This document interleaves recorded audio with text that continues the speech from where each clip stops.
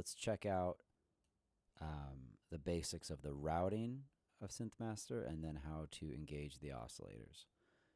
So routing wise, let's ignore all of these in the peripheral. So the nones and the phases, ignore all that for now. Right now, just take a look at oscillator 1.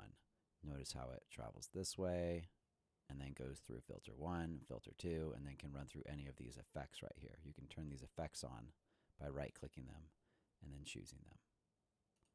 If you want to turn it off, you just click it. You could also right-click it, and then you can remove it. You'll notice that oscillator 2 also runs through the same path.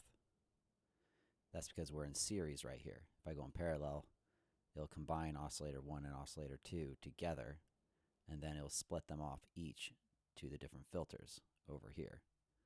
So it'll send 2 copies of the combined oscillators through filter 1 and then filter 2 separately, and then combine them back together, then to go through the effects.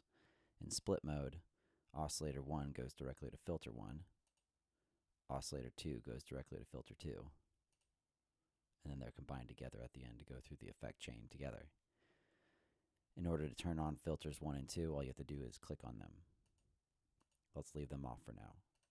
Right now, oscillator 1 is on, so let's move down to our oscillator section down here. To check out oscillator 1, we have to click on it. There we go. Now I can choose, I'm on my basic type of oscillator right now, so I can choose what waveform I want. Sine, triangle, square, sawtooth. Let's go with the sine wave for now.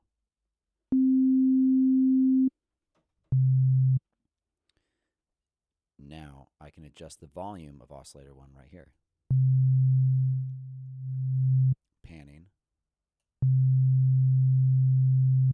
If I double click any parameters, they go back to their normal position. Coarse tune dealing in semitones. And fine tune dealing in cents. And then I can also adjust the phase of the wave.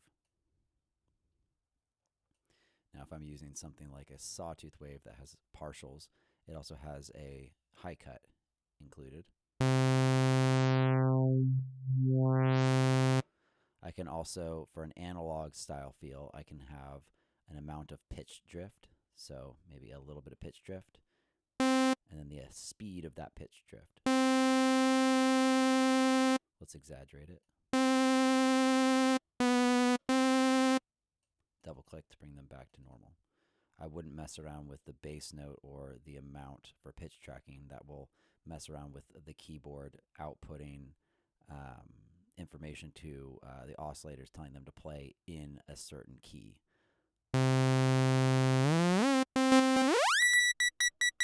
It'll just make it behave weirdly. I wouldn't mess around with this area right here. Now, let's see what happens if we want to combine 2 oscillators together. Oscillator 1 is on right now. Let's turn on oscillator 2. I click on oscillator 2 now, and then I can change this to be anything else I want. How about a sine wave? And then I can finally adjust the fine tuning of it to give it a nice little feel. I can also adjust the volume of it to create the patch that I am thinking of, or that keeps me creative. Let's look at the filters now. If I want to turn a filter on, just engage it and then click on that filter. Filter 1. You have your cutoff. That means where is it beginning to cut off those high frequencies if we're on a low pass filter. Resonation. You also have a high pass, band pass, or band pass, band stop, and then multi-mode. But let's just stick with low pass for now. If I want to engage filter number 2, just turn it on and then adjust it here.